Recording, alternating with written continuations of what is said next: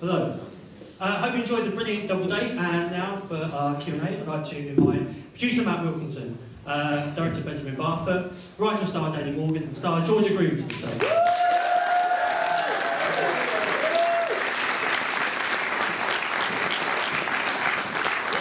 Thank you very much. Again, guys, the lights over here. Oh shit! Try and dodge one light. We could have forked out for another light bulb. Brilliant film. Audience loved it. Comedy horror can be really hard to pull off. So, what was the approach to make sure that it worked as both comedy and horror? Who wants that? I don't know. I think we tested it, so I think you never really know. So it always starts with the script. So we worked as hard as possible to find the balance in there.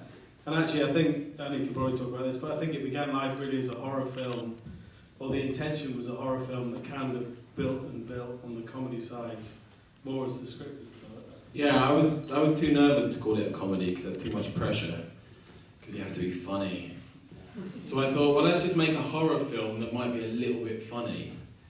Because there's a lot of shit horror. So I thought, well, we can only be slightly better than most horror films. That was the only thing I wanted it to be. Slightly better than most horror Slightly better than shit horror films. Good to aim high. Yeah. That was my goal. But the script was kind of laugh out loud funny, and I think the reason I wanted to do it, well, the reason I wanted to do it was because I met Danny and I loved Danny, and hopefully everyone who watched it knows that when you spend time with Danny, you kind of fall for his charm and his lovability and all that. Yeah, just to that, it's really as Matt, you kind of spearheaded a lot of that in terms of, we weren't really, no one knew Danny as a writer, we were kind of dicking around, and it was very much Matt kind of pushing forward with it. But the script made me laugh out loud. And it's not that often that you read a script that it's on the page funny, and then you go, God, I hope we can translate it, but it was actually on the page funny. So. And did you have any kind of touchstones in terms of like films that you wanted it to kind of be like, or kind of that were influences on it?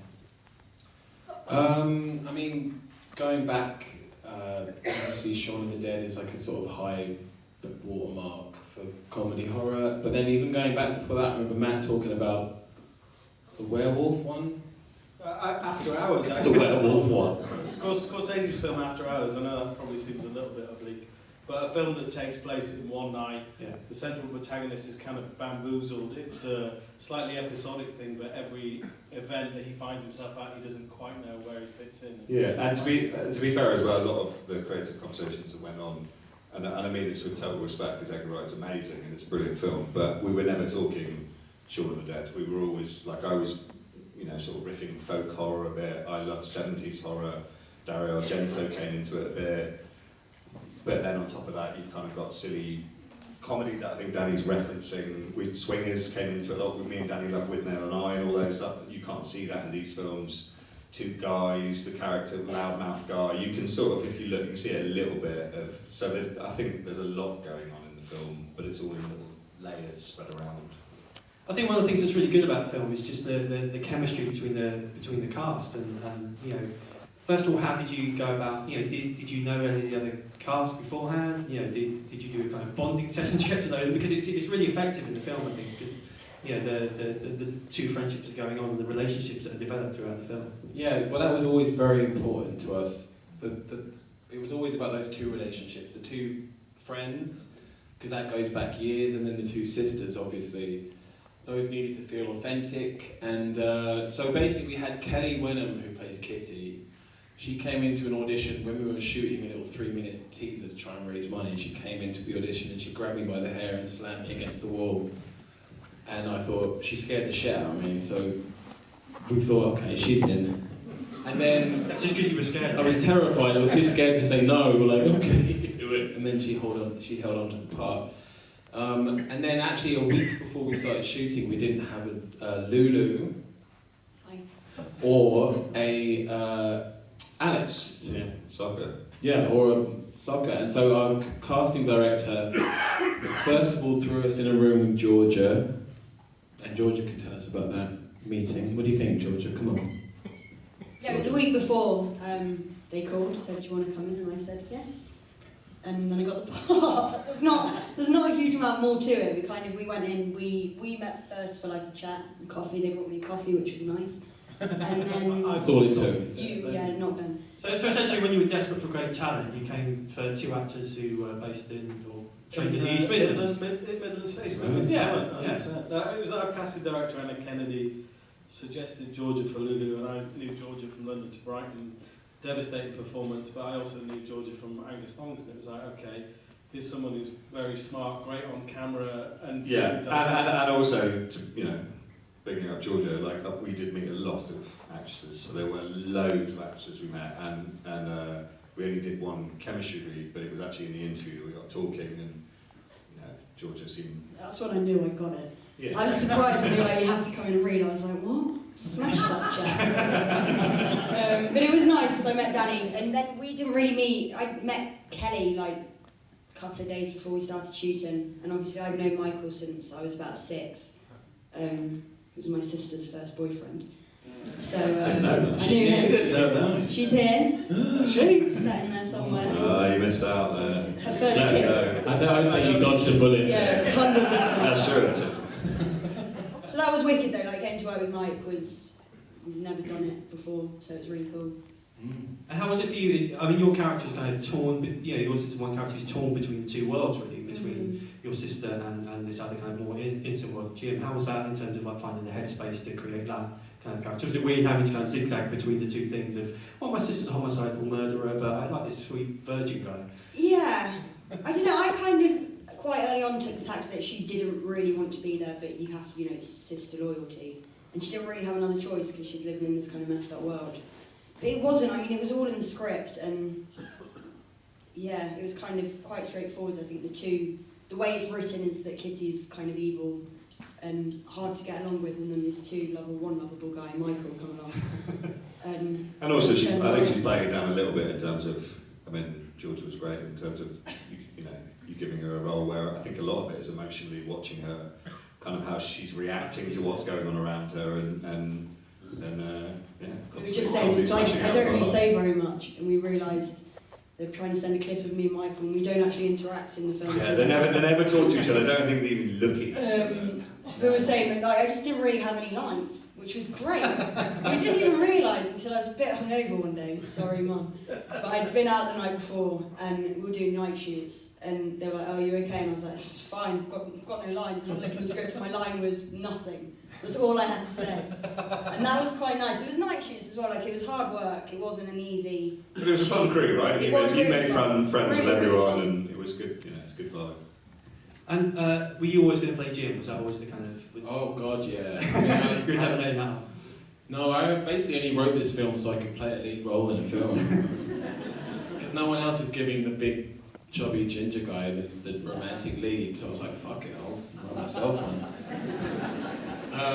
And so yeah, in the character description in the script, it was like, Jim is 6'1", he's ginger, he looks like this. I put my passport photo in. And Matt was really good in terms of kind of shepherding it and making sure I was always that part. And so no one was taking that. They'd have to pry it out my cold, dead hands. But we talked about it a little bit, and I think one of the fun things about this story is it takes the B narrative, which is the best friend, and how the best friend does, and puts it in the protagonist role. Yeah. So I really enjoyed that as an approach to the film. And one of the sort of highlight scenes is the family scene, obviously with your family. Was that at all drawn from life at all, or was that just a complete kind of invention? Did your family have a song? No, we didn't have a song. I've got a very, very sweet, lovely family. They're all ginger, by the way. I've got a ginger mum and a ginger dad, so I'm a pedigree. I'm pretty much a purebred ginger. But they're very nice and sweet and lovely, and it's not very funny. So I wrote, the original version of it was just kind of a nice, quaint family scene. And the boys were like, look, let's beef this up a bit. Let's make this a bit more comedy and a bit more extreme. So make it the total opposite of Alex's dad, who's a complete waster living in a caravan. And so you've got this really squeaky clean, happy clappy Christian family. And doing pills with a Christian family. Then. Doing pills with a Christian family, exactly, that's it. So that extreme, and suddenly when we wrote that, it heightened the comedy. And having Georgia sat there looking... It was genuinely one of the best nights of my life. The girl that plays his sister is one of the funniest people I've ever met. Like, I laughed. They did it about 15 times and I was barely laughing every time. That's Erin Jackson, and she wrote the comedy song as well. Who plays my sister? She wrote that song and she showed it to me. She played it to me on the piano and I went, oh God, my whole skin turned inside out. And I was like, that's so cringy and perfect, don't change it. And it was basically one of the last scenes we shot, but because the song is such an earworm, we were on set all the time, singing the Turner song, desperate to get to the day when we were going to actually see it. That's right. Another one of the standout scenes is obviously the fight scene at the end, which is incredible. How much of that was on the page, and how much of that was developed in terms of rehearsal, and how did that kind of get constructed? It basically came from there being I can't remember what it was there originally, but in the script I wrote, they have a fight. Okay. And Ben went, can I do something here? I was like, yeah, go for it. And then that happened. Yeah, and that was probably the most hard work I put into a scene. So it was all shot before in a dojo with a couple of stunts and mapped out 100-page panels of storyboarding. Production designers building a room I can smash up, and then 2 days with 2 cameras and completely ring-fenced in production. These 2 days, nothing else is going to happen. Yeah, the shit yeah. is going to get really Yeah. That was the one. In fact, it was one of the major. I guess the basis even that when you're doing films, it's like the schedule changes because money's running out or whatever. But and very kindly, Matt was always very protective with me. It's like we've got to keep these last 2 acts like as big as we can get it. But yeah, full credit to also Soccer and Wenham, because Wenham did 3 months of kickboxing and just like crash dieted, loads of weights, 5 days in the gym, and Soccer's a boxer anyway. And we really tried to kind of have 360 lighting. So actually what you'll see, the way you see them performing it, like I'm giving them the direction of like, it's very tight what you've got to do, they knew what they had to do, but all of that shit that Soccer's doing, and it's just all them, they're just improvising. Yeah, Soccer, sorry, I keep calling him Soccer, it's Michael, I call him the Sock. He basically made up all that dialogue. So we got onto set, and the first time we watched it, we were like, oh my God, is this too much? But when we looked back at it afterwards, we were like, this is perfect. He's reacting exactly how any man would react. He doesn't want to hit her, he knows he shouldn't hit her, but he's fighting for his life, and so all the things he was saying, like, come on love, can we have a fucking truce? All those things were just perfect, because they were funny, but they were also very grounded. They really hit the tone bang on, I think. Yeah. You're also very good in the East Midlands accent, I have to say. It's very much appreciated by our... Sorry, it's a bit Mancunian. Basically, all northern accents, I need to work on that, sorry. The music's great in the film. How did you get Groome on board? Because I have a mate's band called Teeth of the Sea who are signed to the same record label. They're an East London band. I'm in East London. In fact, the guys in the band are a really old friend of mine, and then I just on the same record label. And actually, it's one of the biggest highlights for me that a band that I thought were amazing and I constantly attracted to all the time to do the film were just incredibly, really, really cool Swedish guys who. They wouldn't, just a thing, they wouldn't even do Jules Holland for this film. They were like, we asked them to go on, do Jules Holland, promote the film. They're like, nah, we don't do promotion, we don't do anything, we don't give a shit, we don't care. But they're like, cool! Yeah, well, it's like, all right, whatever. But on the flip side, they're like, we'll do anything you want for this film, we'll score it. Me and Danny flew out to Sweden, worked in their studio. And me and Danny actually got in the cab at the end and left when we left their studio, and it was a moment for us of just sitting there going, oh my God, we just watched raw talent at work. And they were just going, what do you want? What do you want? Can you play this bass line? They just would do what we wanted. They were amazing.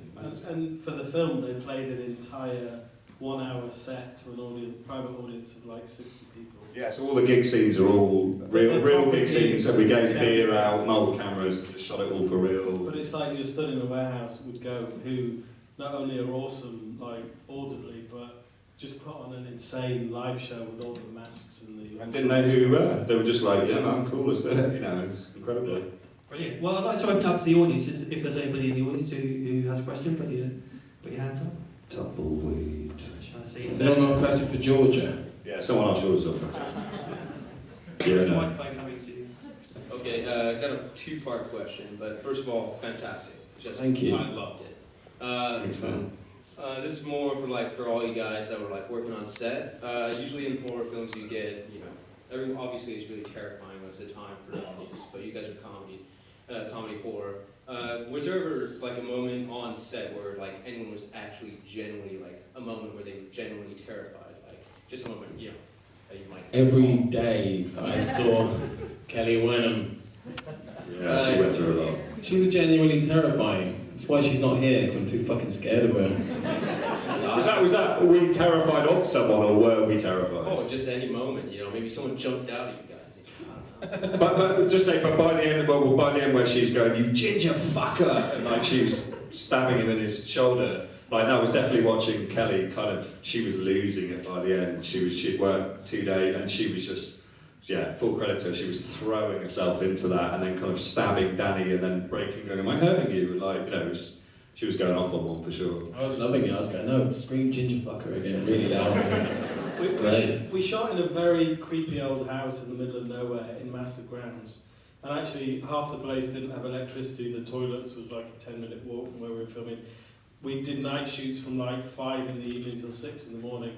And if you were on your own, about to go for a pee in the middle of nowhere, it was a little bit. We just started going on the roof in the house. We gave up using the toilets. You peed on the roof? So did you, so did Michael. No, dude, I think that was just you. No, there's loads of us. So it's like Daddy Longlegs and they go up your dress, the toilets were It gross. was so scary. And scary. They were just like... It was a cheap production. Daddy Longlegs up your dress. There was a lot of Daddy Longlegs. Worse for me than it would be for you. And I just had the second part, more and more serious question maybe. Obviously you guys work with a lot of blood. Hopefully a lot of it was fake. But how was it working with, because there's a certain like artistry or something like that where you have to like, paint it on in a specific way. I mean, how is it working with like the blood of the film? Well, I mean, I'll just say on that a girl called Scarlett O'Connor, so I got that. O'Connell, sorry, who personally for me, I mean, I just thought, we all came off that film going, she's a genius, like she is amazing, just by how she did like all the makeup of how good the girls look and the guys and everyone, but did loads of prosthetics, loads of kind of blood, vastly talented young woman who, she's from incredible, the Midlands. from the Midlands as well, incredibly talented. Yeah, I always presumed on horror films before a take it was like, oh, in the last scene you had blood, so there's a bucket of blood on your face. But she was so intricate. I know you had a bit of less blood on that side, and it was like her attention to detail blew my mind. So yeah, On the next film for sure. Brilliant. Any more questions? Anybody else? Yeah, just down there. Sorry, just wait for the mic. Fantastic film. What a way to start Mayhem. Thanks very much. Hey! Mayhem! Just a quick one, really. Really great to see Dexter Fletcher getting involved in a film. So I was just wondering how that process went for you. go on, mate. Go on, mate. The other producer of the film had a personal relationship. I guess what we wanted to do was we wanted to find a way. We knew our main cast were going to be great actors, but maybe slightly lesser known actors, and we wanted to try and pepper the film with a couple of people who maybe had slightly more public profile. And you won't have seen it because it was cut, but Dougie Pointer from McFly gets brutally murdered in a different version of this movie. Basically what Matt's saying is to have a low budget film you've got to try and get some names in there, so it was like we were having to just pay off a few people to get involved, but It was brilliant though, Dexter Fletcher. It was yeah. a bit of a lesson in improv. He just came in, Yeah. completely controlled it, lovely guy. But it was a lesson, wasn't it? We're kind of all going back into the corridor of this tiny caravan being like, fuck, he's really good. Yeah, well, when I went into the green room and met him, and I made the classic mistake of walking in there and going like, oh, you've done one film, which is Eddie the Eagle, and he's like, no, I've got a BAFTA nominated movie. I'm like, oh, sorry. And obviously I knew him. I'm old enough to know him from Press Gang. I was like, okay, it's Dexter Fletcher, and I'm, so a little bit intimidated with him, but he was very, gracious and very sweet and polite and professional. And me and Danny, we come from an improv background, so it was all we tried really hard to sort of let the actors have as much freedom as they could with it.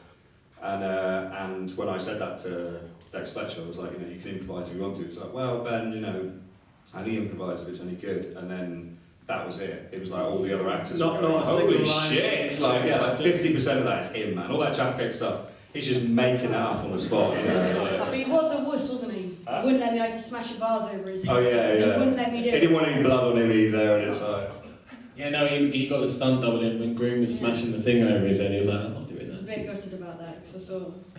Groome likes to smash things over people's heads.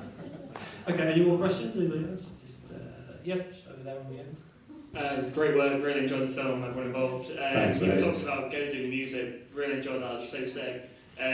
Really like seeing Big Nasty in there as well, and later appearing in Nottingham band, really enjoyed hearing them. What was it like working with Big Nasty, what was it like? yeah, he got completely shit-faced and didn't do what we wanted. But His rider was 2 bottles of Hennessy.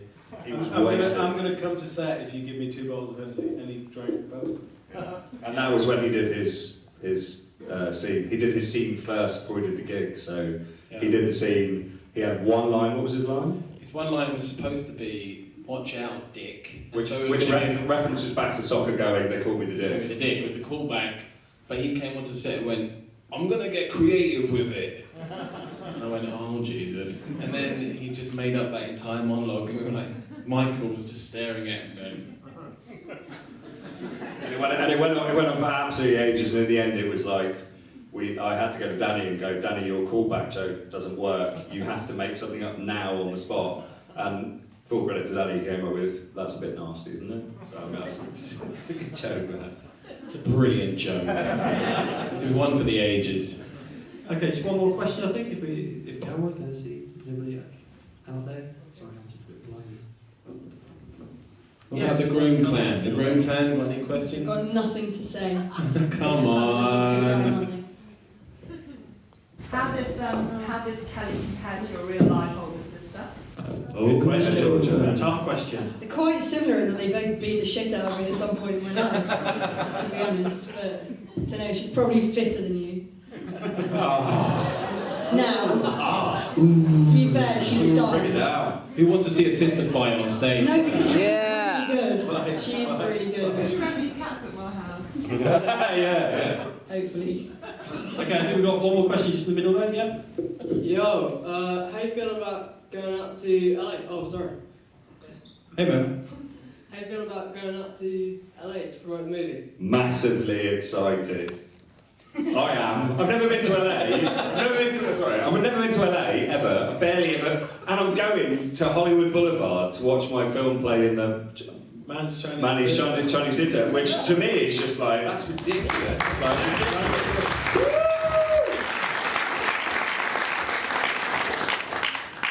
Is it just you? You're not taking... no, all 3 of us are going. We're going to get wasted, man. We're staying with Garrett Headland. It's going to be hilarious. Yeah, we're really, really excited. It's nice, you know, the whole thing has been awesome, just going around travelling, and then the LA thing is kind of the last thing we're going to do, so it's a nice cherry on a delicious cake. Brilliant. And on that note, I'd like to say thank you guys for coming, bringing Double Day here. The film opens tomorrow, is it? It does. Do you Nationwide. publicity kind of thing? So Please tell people tell about people it. about it on Twitter, on Facebook, and whatever, and get Yes. people to come and see this film because it's fantastic. Thanks a lot to the guys. for And coming. also a Enjoyed massive, it. massive shout out to George's mum Fiona, who's been amazing. Oh yeah, George's mom Fiona.